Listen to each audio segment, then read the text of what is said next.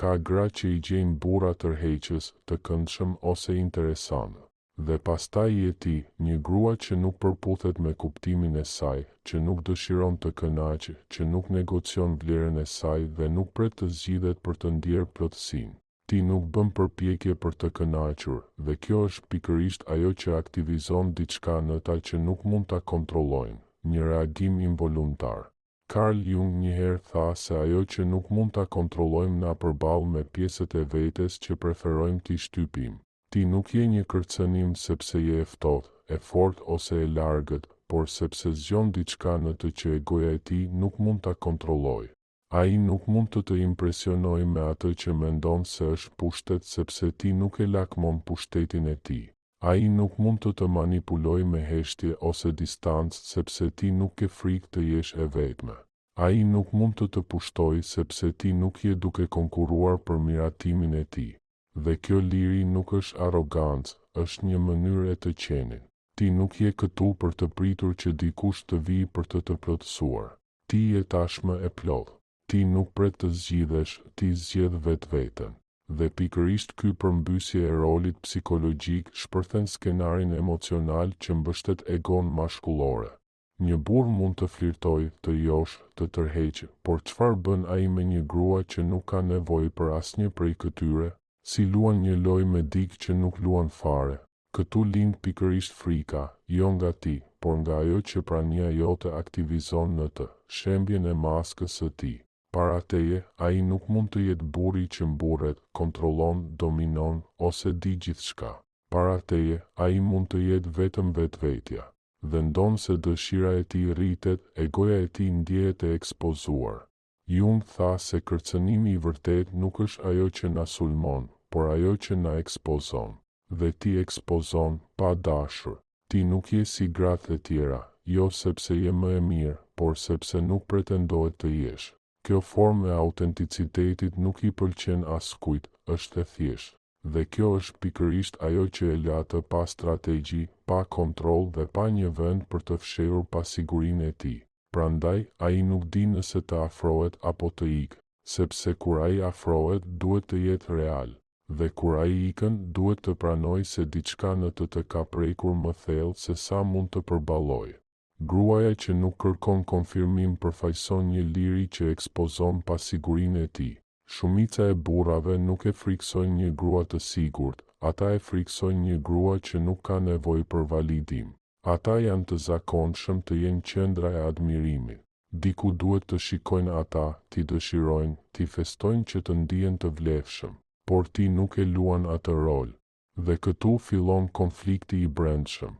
Jung mësoi se egoja duhet të ushqehet vazhdimisht për të mbijetuar. Kur ai takon një grua që e idealizon, egoja e tij ndjehet e rëndësishme. Kur ajo ka nevojë për të, ai ndjehet i fortë. Kur ajo dëshiron ta impresionojë, ai ndjehet superior. Por një grua që nuk bën asnjë nga këto e përballë me një të vërtetë që ai nuk mund ta fshehë. Ai nuk është i veçantë thjesht sepse ekziston. Ti nuk ndjen nevojën për të kënaqur dikë për të ndjerë plotësinë. Ti nuk ke nevojë të jesh e lakmuar për të ditur se je e vlefshme. Ti nuk josh për të fituar kontroll, dhe ti nuk përshtatesh për të qenë e pranuar. Pikërisht kjo mungesë e nevojës të bën të fuqishme, jo sepse dominon askënd, por sepse nuk varet nga askush për të qenë vetvetja. Ai nuk di si të afrohet një gruaje të tillë. Ai nuk mund ta përdorë miratimin e tij si një armë, të drejtojë me komplimente ose të magjeps me vëmendje të vogla. Asgjë që ai jep nuk ka pushtet mbi ty, sepse ti nuk pret asgjë. Dhe pastaj ndodh diçka e papritur. Ai fillon të ndjejë, jo për të kontrolluar, jo për të planifikuar, për të ndjerë. Kurreshtje, nervozizëm, tërheqje reale. Për herë të parë, ai nuk reagon nga egoja e tij, por nga ana e tij njerëzore. Dhe kjo anë njerëzore, pa armë, ndjehet e zhveshur. Jung tha se aty ku nuk ka nevojë, mund të lindë një lidhje e vërtetë, por lidhja e vërtetë kërkon sinqeritet. Dhe për shumë burra, kjo është më frikësuese se sa refuzimi. Ti nuk je si gratë që ai ka njohur më parë. Ti nuk e shes vetveten për dashuri, vëmendje ose afirmim. Ti nuk ke asgjë për të provuar dhe asgjë për të lypur. Liria jote nuk e sundon atë, e ekspozon atë. Ti nuk dëshiron miratim, ti dëshiron të vërtetën. Dhe e vërteta është kërcënimi më i madh për dikë që gjithmonë ka jetuar nga egoja. Kur një burr takon një grua emocionalisht të pavarur, ai nuk ka frikë nga humbja e saj, ai ka frikë se ajo do ta shohë atë. Një grua që nuk ka nevojë për validim mashkullor sheh pa iluzion, pa nevojë, pa distorsione. Dhe kjo qartësi prek drejt për drejt atë që ai preferon të fsheh, anën e tij të errët. Jung e përshkroi hije si atë që egoja nuk mund ta pranojë në vetvete, pasiguri, frikë, varësi, egoizëm, dobësi emocionale. Ai zakonisht i fsheh këto pjesë pas rolit të burrit të fortë ose të dëshirueshëm. Por para një gruaje që nuk pret asgjë nga ai, këto maska humbasin kuptimin e tyre. Nuk ka askënd për të luajtur para, nuk ka audiencë për ta admiruar atë. Pavarësia jote emocionale nuk është indiferencë, është prania pa nevojë. Ti nuk pret që ai të zgjedh, ti nuk kërkon shpëtim. Ti nuk i jep atij fuqinë për të shqetësuar ekuilibrin tënd të brendshëm. Dhe nëse ai nuk mund të ndikojë në universin tënd të brendshëm, ai mbetet vetëm me të tijin. Kjo është arsyeja pse ai ndjen frikë. Ti e detyron atë të përballet me vetveten. Shumë burra mendojnë se friksohen nga gratë intensive, por në të vërtetë ata friksohen nga pasqyra emocionale që këto gra përfaqësojnë. Ti nuk i tregon atij se kush duhet të jetë, por se kush është. Nëse ai ndjen manipulim, pasiguri ose boshllëk pranë teje, nuk është faji yt, ti thjesht po pasqyron atë që ishte tashmë brenda tij. Ti nuk mund të kontrollosh një grua që nuk ka frikë të jetë e vetme. Ti nuk mund të manipulosh një grua që nuk ka nevojë për konfirmim. Ti nuk mund ta impresionosh një grua që tashmë është impresionuar nga jeta e saj. Ky lloj pranie shkatëron fuqinë emocionale që ai besonte se kishte mbi gratë. Jung tha se kur hija bëhet e dukshme, ne kemi dy mundësi, të transformohemi ose të ikim. Kjo është arsyeja pse disa burra vijnë me intensitet të papritur dhe pastaj zhduken. Ata nuk largohen sepse nuk u intereson për ty, ata largohen sepse nuk mund ta mbajnë gënjeshtrën e asaj që mendojnë se janë pranë teje. Pavarësia jote e kërcënon atë jo sepse je e largët, por sepse je e lirë. Dhe liria emocionale nuk është rebelim, është pjekuri. Kjo pjekuri nuk e poshtëron atë, e ekspozon atë. Ajo nuk e sulmon atë, ajo i tregon atij. Ajo nuk e refuzon atë, ajo e përball me atë që ai vërtet është. Dhe për një ego që gjen vlerën e tij vetëm në kontroll, kjo është shokues. Një grua si ti nuk friksohet nga ajo që tregon, por nga ajo që sheh. Shumica e njerëzve duan të jenë të dashuruar duke paraqitur këndshëm. Ata egzagjerojnë forcat e tyre, fshehin dobësitë e tyre, mbulojnë plagët e tyre. Por ti nuk e luan këtë lojë. Ti nuk ke nevojë të luash një rol për të ndjerë se je e dashur. Forca jote qëndron në aftësinë tënde për të parë pa gjykuar, për të ndjerë pa u kapur, për të lidhur pa kërkuar asgjë. Kjo thellësi emocionale nuk ka nevojë për prova, as për shpjegime, as për ndjekje, as për kërkesa për vëmendje.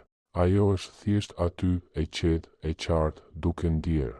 Kjo aftësi për të parë pas fasadës e vendos një burr përballë së vërtetës së tij. Ai nuk mund të dëshirojë të jetë dikush pranë teje, ai mund të jetë vetëm vetvetja. Dhe për një ego që mbron veten duke rrotulluar, është si të qëndrosh i zhveshur në dritën më të ndritshme. Carl Jung tha se shpirti nuk dëshiron joshje, dëshiron autenticitet. Dhe ti përfaqëson pikërisht atë, shpesh pa e ditur. Jo me fjalë të mëdha ose pozita shpirtërore, por me mënyrën tënde të qenit. Sinqeriteti yt emocional nuk është i zhurmshëm ose dramatik, është i qetë, dhe kjo është ajo që e bën kaq të fuqishëm. Ajo që nuk ka nevojë për zhurmë mbetet. Ndërsa të tjerët mendojnë se si të kënaqin ata, ti pyet se çfarë është e vërtetë. Ndërsa të tjerët luftojnë për të qenë të zgjedhur, ti vendos se kë do të letë në hapësirën tënde të brendshme. Dhe kjo zgjedhje, e bërë nga qetësia dhe jo nga mungesa, ka një efekt shqetësues mbi të. Ai fillon të pyes nëse ai është në lartësinë e së vërtetës tënde. sepse thellësia jote nuk kërkon përsosmëri, kërkon prani. Ajo nuk dëshiron prova dashurie, por koherencë. Asnjë premtim të madh, por sinqeritet të brendshëm. Kur ti lidhen nga kjo të vërtet emocionale, e fton atë, pa fjalë, të bëjë të njëjtën gjë. Dhe aty lind frika, a mund të jetë e vërtet pa humbur vlerën e saj? Jung tha se marrëdhëniet më transformuese janë ato që lidhen me nëndjen, jo përmes kontrollit, por përmes sinqeritetit. Ti përfaqëson pikërisht këtë emocionalitet sinqert, i cili evokon dëshirën dhe ndjeshmërinë në të njëjtën kohë. Ti friksohesh jo për shkak të intensitetit tënd, por për shkak të efektit të autenticitetit tënd. Jo sepse flet thellë, por sepse sheh thellë. Jo sepse kërkon dashuri, por sepse e pranon atë vetëm kur është e vërtetë. Dhe pikërisht kjo e vërtetë e qetë, e fortë, e ndjeshme është forca që tërheq dhe frikson atë në të njëjtën kohë. Ai nuk lufton për ty, dhe kjo është pikërisht ajo që e bën atë të ndihet i pasigurt. Egoja mashkullore është e zakonshme të ndihet e ndjekur emocionalisht, jo gjithmonë në mënyrë të dukshme, por në gjeste të fshehta, shikime që kërkojnë miratim, fjalë që kanë për qëllim të kënaqin, sjellje të vogla të maskuara si interes, përpjekje të pavetëdijshme për të gjetur një vend në jetën e tjetrit. Këto janë forma emocionale të luftës, strategji për të thënë, shiko në mua, voto për mua. Por ti nuk e bën atë. Ti nuk lufton. Ti nuk konkuron. Ti nuk po përpiqesh të fitosh asgjë. Për ty, një marrëdhënie nuk është një çmim, një burr nuk është një qëllim. Dhe kjo mungesë e luftës, të cilën e merr për të mirëqenë, e hedh atë jashtë ekuilibri. Jo sepse e lëndon krenarinë e tij, por sepse e shpërbën strukturën emocionale në të cilën ai ndjehej i sigurt. Nëse një grua nuk konkuron për vëmendjen e tij, nuk konkuron me të tjerët, nuk përpiqet të dallohet ose të fitojë favorin e tij, diçka në të shembet. Sepse ai ishte i bindur se ishte i dëshirueshëm, sepse ishte i dëshiruar. Me ty, kjo logjik nuk funksionon më. Vlera e tij nuk ka fuqi mbi ty dhe egos e tij mbetet pa funksion. Carl Jung tha se egoja ka nevojë për kontraste për të ndjerë veten të madhe dikush më i vogël, më i varur, më i nevojshëm. Por nëse ti nuk e merr këtë rol, ai nuk mund të ndjejë më madhështi për ty. Ai duhet të gjejë madhështin në vetvete. Dhe kjo është sfida më e madhe emocionale për dikë që nuk ka ndërtuar kur vetvlerësimin e tij nga brenda. Neutraliteti yt emocional nuk është ftohtësi, është liri. Mungesa e përpjekjes tënde nuk është indiferencë, është dinjitet. Ti nuk e mbajnë askënd për të provuar vlerën tënde. Ti zgjedh atë që është e mirë për ty. Dhe nëse dikush nuk do të qëndrojë, kjo është gjithashtu një zgjedhje. Asnjë dram, asnjë ndjekje, asnjë lutje për dashuri. Ajo që është sens i zakonshëm për ty mund të ndjehet si një gjykim i heshtur për të. Nëse do të qëndrosh, bëhu e vërtetë. Nëse jo, je e lirë të shkosh. Dhe pikërisht kjo liri bëhet një pasqyrë e frikshme, sepse nëse ti nuk e mban, ai përballet me dëshirën e tij. Nëse ai qëndron, nuk është për shkak të zakonit. Nëse ai të zgjedh, nuk është për shkak të nevojës. Nëse ai të dëshiron, nuk është për shkak të mungesës, por sepse ai vërtet dëshiron. Por kjo kërkon një shkallë të sinqeritetit emocional që shumë burra nuk janë mësuar. Kjo është arsyeja pse mungesa jote e interesit nuk e shqetëson atë, por mos urgjenca jote. Ai nuk e frikson refuzimin tënd, ai friksohet se ti mund të jetosh shumë mirë pa të. Dhe me një grua që nuk lufton për të, ai ka vetëm një opsion, të jetë i vërtet ose të largohet. Dhe për një ego që është mësuar të dëshirohet, kjo është frikësuese. Një burr mund të tërhiqet nga shumë gra, por vetëm një e çarmatos atë. Ajo që ai nuk mund ta kontrollojë. Kontrolli nuk do të thotë gjithmonë manipulim, por ndikim emocional. Shumica e burrave kanë mësuar në mënyrë të vetëdijshme ose të pavetëdijshme se ata mund të ndikojnë në vetvlerësimin e një gruaje, me vëmendje, me distancë, me heshtje, me interes të rastësishëm. Është një gjuhë psikologjike që ata shpesh flasin pa e ditur. Nëse unë të jap ose të marr diçka, ti do të ndihesh diçka për mua. Por kjo nuk funksionon me ty. Ti nuk ndryshon kur ai shkruan dhe ti nuk thyesh kur ai është i heshtur. Ti nuk je obsesionuar kur ai të shikon, as e lënduar kur ai largohet. Ai nuk mund të ndikojë në mendjen tënde sepse ti nuk vepron nga mungesa. Dhe kjo e përball me një realitet që egoja e tij nuk mund ta kontrollojë. Ai nuk ka fuqi mbi botën tënde të brendshme. Carl Jung shpjegoi se forca e vërtet emocionale nuk qëndron në ndikimin e të tjerëve, por në posedimin e një bote të brendshme që nuk tronditet nga lëvizjet e jashtme. Ti e mishëron pikërisht këtë forcë të qetë. Ti nuk ke nevojë për një burr për të ndjerë veten të plot dhe kjo është pikërisht ajo që të bën të paprekshme. Jo sepse je rebel, por sepse je sovrane brenda. Ai nuk mund të shqetësojë me heshtjen e tij nëse ti ke gjetur paqe brenda vetes. Ai nuk mund të bëjë të ndihesh e pasigurt nëse vetbesimi yt nuk varet nga dëshira. Ai nuk mund të largohet për të bërë të mungosh nëse ti nuk vepron nga varësia emocionale. Kjo krijon një dinamik krejtësisht të re për të. Nëse ai do të qëndrojë, ai duhet ta bëjë atë pa maska, pa lojra, pa strategji. Dhe kjo është pikërisht ajo që e frikson. Nuk je ti, nuk është forca jote, nuk është pavarësia jote. Ajo që e frikson vërtet është se ai mund të lidhet me ty vetëm në një mënyrë përmes së vërtetës.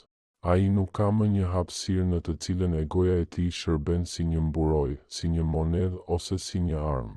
Nëse ai qëndron, ai duhet të jetë i vërtet i pambrojtur, njerëzor. Dhe kjo është pikërisht ajo që e ekspozon më shumë se çdo refuzim mund të bëjë.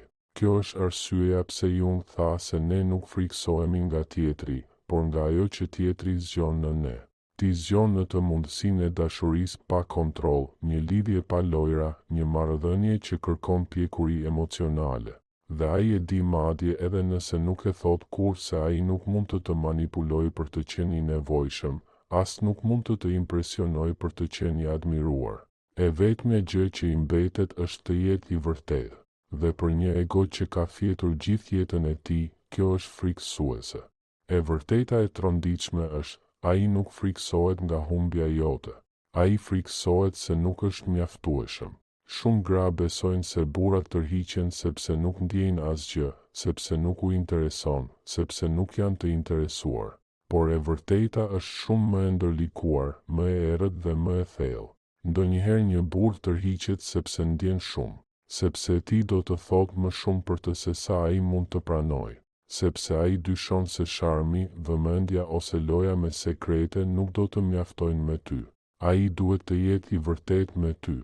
Carl Jung tha se në ndërgjegjja gjithmonë kërkon atë që na përball me të vërtetën tonë të brendshme.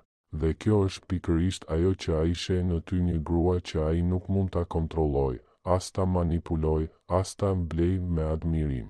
Një grua që e detyron atë të jetë i vërtet, jo i shkëlqyer, thellë, jo vetëm tërheqëse, emocionalisht e pranishme, jo vetëm fizikisht e pranishme. Shumica e burrave kanë mësuar të fitojnë dashurinë me gjeste, pushtime dhe joshje të hollë, por kjo nuk është e mjaftueshme për ty. Ti nuk e pranon bisedën e zbrazët, gjestet e rreme, ose interesat e ndryshueshme. Ai e di, nëse ai do të qëndrojë në jetën tënde, ai duhet të jetë plotësisht aty në mënyrë të vetëdijshme, qartë, vendosmërisht. Ai nuk mund të hedhë zemrën pa përgatitje. Dhe kjo është pikërisht kur ndodh ajo që duket si ftohtësi ose indiferencë. Ai tërhiqet, jo sepse nuk të do, por sepse dyshon në veten e tij. Sepse ai friksohet se do të shgënjej, sepse ai nuk është i sigurt nëse mund të mbajë nivelin emocional që ti ke mbajtur vetëm për një kohë të gjatë. Dhe kjo kuptim e bën atë tërësisht të çarmatosur. Ai nuk friksohet nga humbja jote. Ai friksohet se nuk do të jetë i mjaftueshëm për një grua si ti. Dhe aty qëndron fuqia jote e vërtetë. Jo në bukurinë tënde, inteligjencën tënde, ose pavarësinë tënde, por në diçka shumë më të thellë, në aftësinë tënde për të dashuruar pa pasur nevojë, në mënyrën tënde të dhënies pa lutje, të ndihesh pa humbur veten, të bashkohesh nga bollëku, jo nga mungesa. Kjo është ajo që e bën atë të dyshojë në veten e tij. Jung tha se dashuria e vërtet nuk lind mes dy gjysmë të paplota që kërkojnë njëra tjetrën, por mes dy shpirtrave të plot që e njohin njëri tjetrin. Ti nuk e kërkon atë për të u bërë e plot ti je tashmë. Dhe pikërisht ky lloj dashurie është më intimidues, ai që ekspozon egoen dhe kërkon autenticitet. Nëse ai qëndron, do të jetë sepse ai ka vendosur të rritet, dhe nëse ai largohet, nuk është një humbje. Është thjesht dikush që nuk ishte gati ende për dashuri pa frikë.